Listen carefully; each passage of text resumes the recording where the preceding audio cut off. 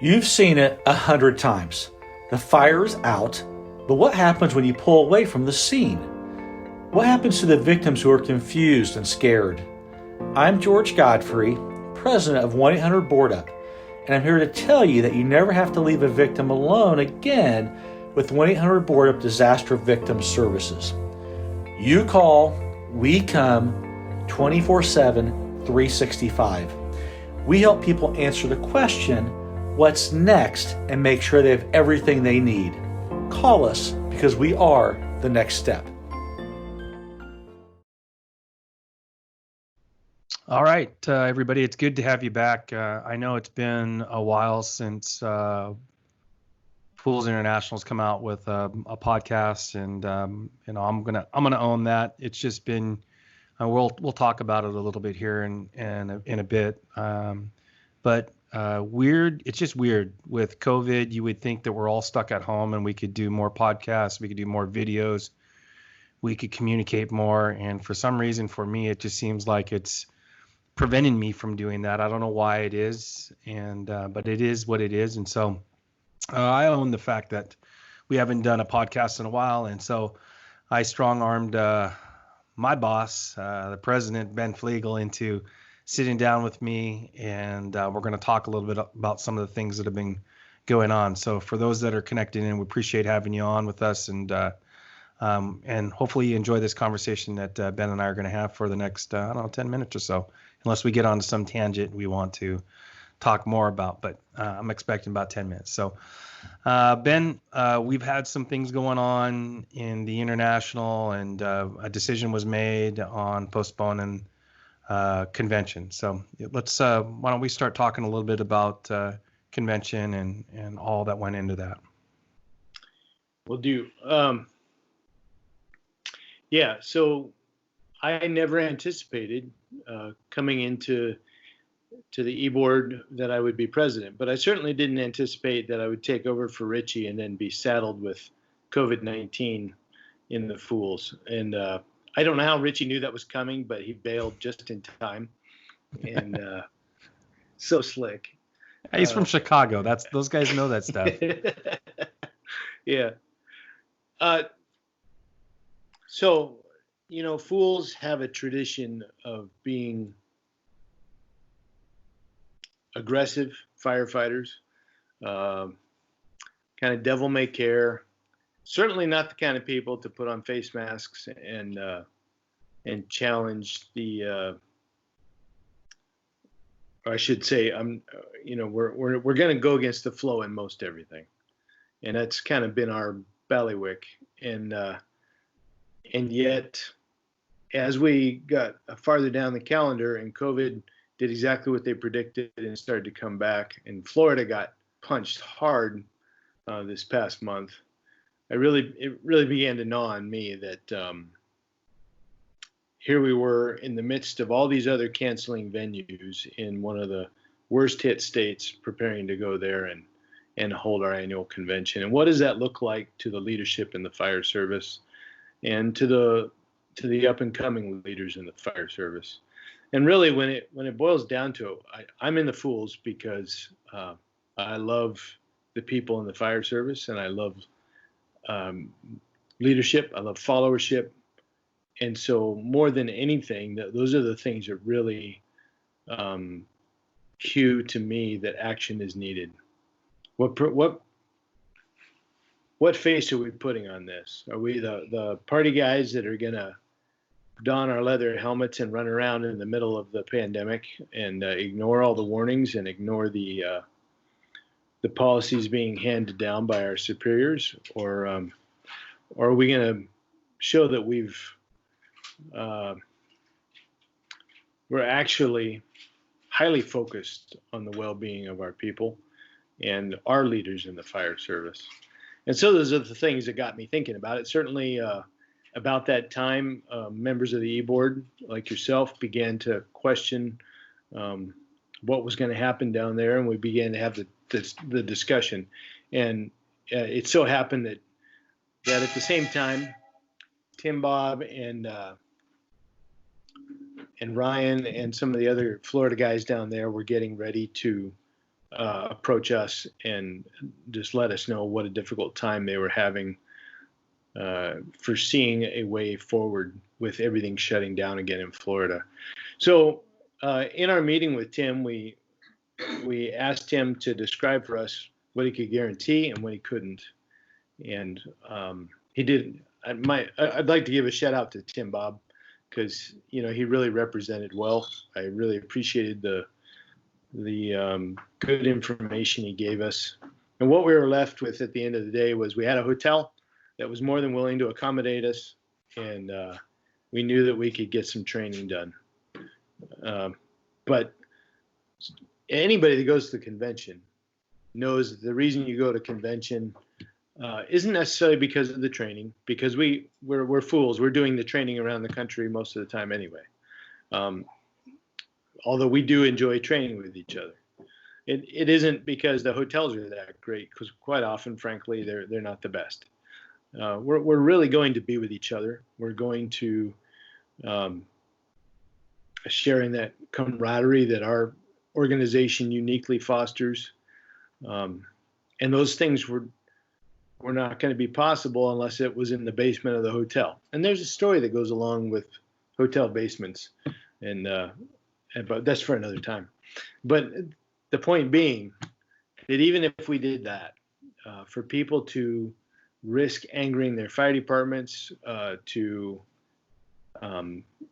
just to make the trip and then likely have to quarantine for 14 days afterwards, we didn't have huge numbers signed up yet anyway. It was becoming very difficult to justify it. And then there's what I said when I started talking here is, what kind of a message are we sending? So to be honest, if Tim had come to me and said, we can still pull this off, I still probably would have shut it down. Just because in the end, the decision is mine. And I feel very firmly that the fools need to be leaders. Even when we're perhaps not convinced that it isn't more of a political issue. I honestly am taking my cue from the fire chief that I work for, and we're striving to set the example in our community, striving to set the example to our firefighters, and abide by the wishes of our governing body, and lead the community through this. I think it's the responsible thing to do, regardless of whether anybody thinks whether it's primarily a Democratic or a Republican conspiracy. None of that matters. What matters is that firefighters are doing what they have always done, which is to take care of the people. So that greatly influenced my decision and my choices. The E-Board was unanimous and supported me. And I think, to be honest, I think a lot of the membership was relieved that they didn't have to grapple with that problem. Even though many of us probably also feel like, well, one more thing ruined by the COVID this year. So that's the story. Yeah. I'm going to stick to it. And I was just going to say, the meeting was really good. It was well attended by all of the board, and Tim Bob was representing the Florida contingency of chapters that were helping him out. And it was a good conversation. And like you said, he listed out the things that he could guarantee. And the things that we knew that we needed was like places that we could have, fellowship and be able to hang out together, and those things we couldn't do. And so I thought it was a pretty easy decision. And so we're working on some new things that got communicated out on Facebook, and we're working on trying to get things nailed down on what we're going to do moving forward with convention in 2021. Absolutely. And Orlando knows that it's going to be theirs in 2021. We're not going to take that from them. We're working to support them in wrapping up their commitments for the cancellation. And hopefully within about a month, we're going to know when our new dates are. And we should take the opportunity to say, if you haven't noticed the articles on Facebook or the website, If you're wanting to cancel and get a refund, you can. If you want to leave your money where it's at, the chapter will assure your registration for 2021. So make sure that you check into those articles and communicate directly with the Florida guys as well to get that squared away. So in the meantime, while we're waiting for new convention dates, Robbie, I understand we're continuing the training challenges. Do you want to touch on that real quick? Yeah. So this was started by the vice president, Bob Foss, and they were. I think he was down with Bon Ton, and they were doing they were doing some training down there, and it all kind of started down in the south, in the bayou, and we are up to, I think it's anywhere between 37 and 40 chapters that have participated at some level. We've got a number of chapters that have not answered their challenge from the chapter that challenged them, but there's a lot that have gone through it. It's still been active.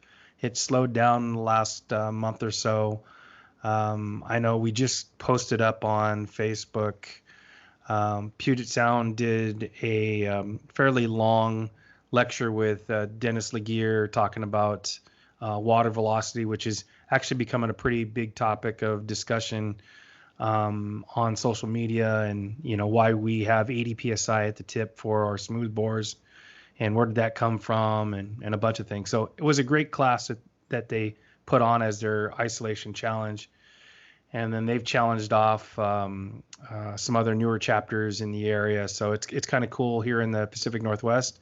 We're knocking on some new chapters' doors and kind of shaking their cage a little bit. Good. Yeah. So we're waiting for Northern Ohio to get something out. God, let me see. I'm trying to remember what other chapters are sitting out there. Miami-Dade. 50 State Fools. Come on, Hawaii. I don't think COVID's in Hawaii because they didn't allow anybody to come over there, and it's warm all the time. So, but yeah, we try to keep this all fun. It's nothing significant. Even if it was a 5-minute video on how to prep a window for making it a door would be great. I mean, nothing major. It's more about spend a little bit of time with your brother or sister and piecing together some training and sharing it, and then putting the challenge out for somebody else. So things are going good with that. I was thinking Jason, old Bust and I are going to go out to his cabin in a week or two and do some interior wall work. And I was thinking maybe we could do a training isolation challenge class on Type 6 construction out in the Alaskan wilderness. Including safety precautions for getting from the boat without going downriver, and getting from the boat to his cabin without getting eaten by a bear. And I mean, there's a lot of different hazards you have to be aware of. You got to size up your situation, and the on-deck crew needs to be in the other boat, and there's a lot of things that are going on. That's just a topic I got in my head. You guys would be the first to challenge yourselves. I don't know if anybody challenges themselves, so I don't know why they haven't all the more reason. Yeah, I don't know why they haven't sent the challenge up your guys' way to get you guys going up in Alaska. I don't know. Maybe they're waiting for push this all the way around to the winter time so it can be negative 30 degrees that you guys have to go out and do some training in. So I don't know. That would be much better, but it hasn't been a really hot summer, so a lot of the guys are still in ice cubes and haven't really started to move yet. I'm joking. Yeah. What other things you want to talk about from the board side of things, Ben? Anything else? Well, on the before we move on to the one COVID-19 thing I want to discuss, I do want to, in regards to this blog post, we're hitting the mark. Sometimes I wonder how many people are listening. There's so many social media options, and it seems so hard to get people to listen in and understand the value of what we're doing here. And particularly for presidents, people trying to overcome chapter challenges of like membership issues and training needs, understanding the articles. There's so many things we could cover, and I'd like to reach out in that way. But on the other hand, I'll just give a shout out to some of the young folks in this town and here in Fairbanks, Alaska, that let me know. Last month we were sitting around sharing some beer, and they let me know that they listened to this podcast and look for it. Even though there's only been a few of the official F.O.O.L.S ones, they've listened to the F.O.O.L.S on fire engineering a couple times, and I think that's awesome. I think we're making an impact, and it's just going to take time for it to become a thing. But so I'm thrilled with that. And I just want to give a shout out to the young folks that are owning their fire service and getting involved and seeking new knowledge and learning from the things that are being shared out here on the waves. So anything to add to that about the podcast, Robbie? No, we do need to do more of it, and we're like we've discussed as an e-board, trying to figure out a way that to find the median that is going to connect with all of our members. And we've been stabbing at it, trying to figure out if newsletters work, if emails work, if Facebook works. You already said we can't do TikTok, so that's out. But podcasts, I mean, we're trying everything we can to try to have a consistent message and a way to connect with us. And so currently, at least for the next year or so, we're gonna focus in on podcasts. There's a lot of people that listen to podcasts, including myself, and I think it's an easy way to get out some short information. I know, I said we talk for about 10 minutes. It's already been about 16 that we've been talking. Yeah. So, but I think this is the easiest way to get stuff out to our people, in the membership, and we're going to continue doing this. At least my time here as the training education trustee. So. Okay, well, in the interest of time, we'll try and wrap up. I did want to finish our time with saying that as the COVID crisis continues, I believe it's imperative that F.O.O.L.S are leading the way on behalf of their departments, on behalf of the people they serve. Back in March, when this was just becoming a real problem, I made that video off the dike out on the edge of the world there, and I was cautioning folks to remember that when things get bad, the community gets riled up and they start to panic or they get angry, and then you're confronted with riots. And I was trying to say we need to take the high road and make sure we're not a part of that. And I had no idea that it was going to go that way. And it has. And the firefighters have been attacked. And we've all seen examples of it. And yet also we know of examples where firefighters have not handled what's going on well. They have not led the way and been a good example. If you're a F.O.O.L., then you've pledged yourself to the fire service. You would think that would be a sacred thing. The fire service would always be around. I don't know if the police are feeling so confident in their future at times right now.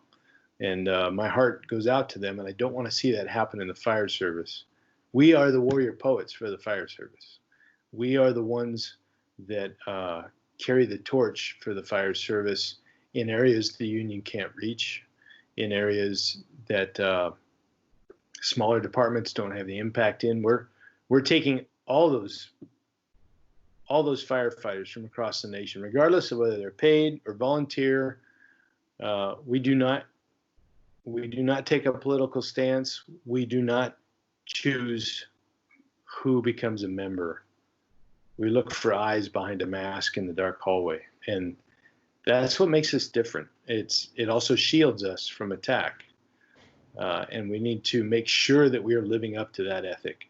We need to make sure that we are leading the way, working in spite of our personal beliefs. When we go on duty, we're abiding by our department's standards and expectations. So the people view leatherheads as the people to follow, not the troublemakers. And I know that can be hard because a lot of us have very lofty standards for our departments. They're lofty standards for ourselves, and we convey those onto our department leaders, and some of those leaders are not up to that standard, and some take a different path and disagree with us intently over particular issues. And those, right now, the important thing is that the community, the public, the people that we are here for need to know that none of that matters. What matters is their security and their safety. We need to not flaunt the benefits of our job. We need to be cognizant of the taxpayer and how they feel about the use of their funds.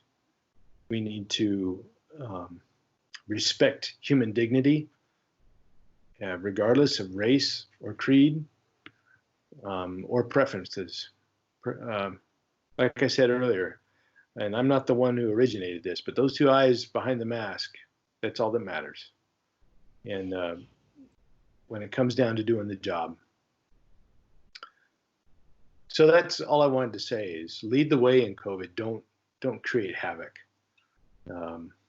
It doesn't do the crew any good if the officers that pass down are in behind closed doors arguing about whether we should follow department policy and whether it's a bunch of BS or not. That's not helping the crew, and so therefore it's not helping the people. We need to follow policy, and if we don't like the policy, then we work to change it, but we don't attack it openly in front of our people that we're trying to lead or in front of the people that we're trying to protect. That's my 2 cents on that, and I love the F.O.O.L.S. I love all the F.O.O.L.S. that I know, and I know that they are aggressive and a little wild and cutting edge and very rogue. And there comes a time where rogues need to put themselves in check, and this is one of them, and support the organization hands down and do the right thing. So that's what I got to say about that. All right, man. That's a good finishing couple-minute comment there that kind of closes everything up for kind of where we're at today in July of 2020, dealing with the COVID. So I appreciate your time, Ben. And like always, I enjoy times I get to chat with you and catch up. Even though we just recorded a 20-minute podcast, we probably talked for about 30 minutes beforehand, just getting caught up on family and life and everything. So it's always great to tie in with you. And I'll just close with it's great having you guys all on and listening. And just remember, it's not about being safe. It's about being smart. So be smart out there, and we'll catch up with you guys real soon. Thanks.